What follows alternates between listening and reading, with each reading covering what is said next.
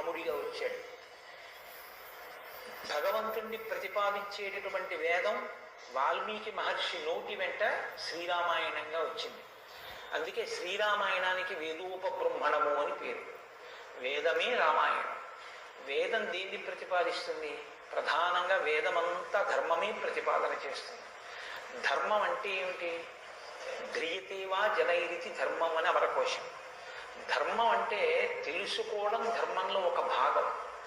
కేవలం తెలుసుకోవడం ధర్మం కాదు. తెలుసుకున్నాడు, అనుష్ఠించడు, అప్పుడు ధర్మమా అంటే ధర్మం కాదు. మీరు శ్రీరామాయణాన్ని జాగ్రత్తగా పరిశీలన చేస్తే రాముడికి ఎన్ని తెలుసో ఎంత తెలుసో, రావణుడికి అన్ని తెలుసు అంతా తెలుసు. కానీ రాముడి ముందు రావణుడు ఎందుకు నిలబడలేకపోయాడు?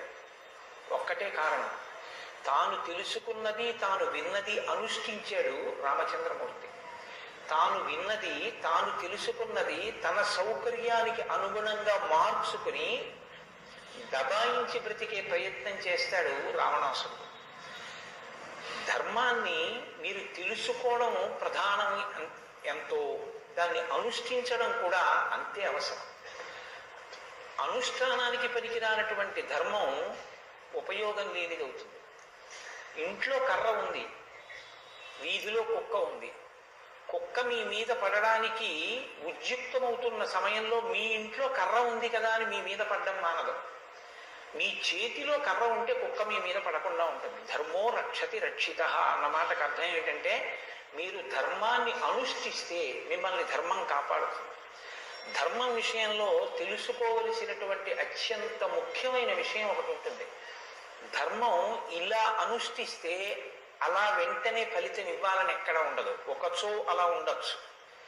ధర్మం ఎటువంటిదంటే, పంట పండడం కోసమని చెప్పి వ్యవసాయదారుడు భూమిని దున్నడం మొదలు పెడతాడు. భూమిని దున్నగానే పంట పండుతుందా? భూమిని దున్నిన తరువాత వర్షం పడే వరకు ఎదురు చూడాలి. వర్షం పడితే పంట పండుతుందా? విత్తనాలు వేయాలి. విత్తనాలు వేస్తే పంట పండుతుందా? మొలకలెత్తాలి.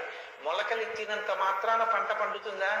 దానికి చీడా పీడా పట్టకుండా సస్యరక్షణ చేసుకోవాలి.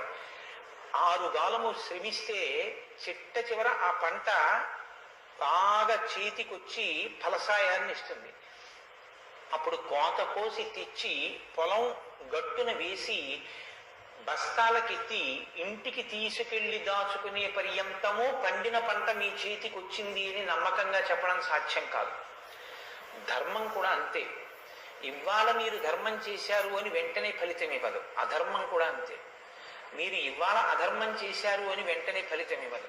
లోకంలో మీరు చూస్తూ ఉంటారు, ఒక్కొక్కడు చాలా పాపాచరణముతో ఉంటాడు. ఈశ్వరుని యందు భక్తి ఉండదు. శాస్త్రం ఏది వద్దందో అది చేస్తూ ఉంటాడు, కానీ సర్వసుఖములను అనుభవిస్తూ ఉంటాడు. మనకేమనిపిస్తుందంటే, ఆయన ఈశ్వరుణ్ణి ధిక్కరించాడు కదా, ఆయన ఏం ధర్మం పాటించట్లేదు కదా, ఆయన ఏం వేద ప్రమాణాన్ని అంగీకరించట్లేదు కదా, ఆయన సంతోషంగా సుఖంగా ఉన్నాడు. అన్నీ విని, అన్నీ నమ్మి, అన్నీ విశ్వసించి, వేదమును ప్రమాణముగా స్వీకరించి ధర్మమును అనుష్ఠించినటువంటి నేను కష్టాలు పడుతున్నాను. ఏమిటి ఉపయోగం ఈ ధర్మం పట్టుకుంటే అనిపిస్తుంది. ధర్మం పట్టుకోవడం ఎటువంటిది అంటే, పంట పండడం కోసమని పొలం దున్నడం లాంటిది. పొలం దున్ని కష్టపడిన వాడికి పంట ఎప్పటికైనా చేతికొచ్చినట్టే. ధర్మాన్ని అనుష్ఠించిన వాడికి కూడా ధర్మం కాపాడి తీరుతుంది. అధర్మం ఇంటికి అంటుకున్నటువంటి చిన్న మంట లాంటిది. చిన్న మంటే కదా నన్ను ఏం చేస్తుందని పడుకున్న వాడికి చిట్ట చివరి ఇల్లంతా ఎలా కాలిపోతుందో, అధర్మంలో మనం ఉన్నామని తెలుసుకుని అధర్మ పథంలోంచి బయటికి వచ్చే ప్రయత్నం చేయకపోతే చిట్ట చివరికి జరిగేటటువంటి పరిణామం కూడా అలాగే ఉంటుంది.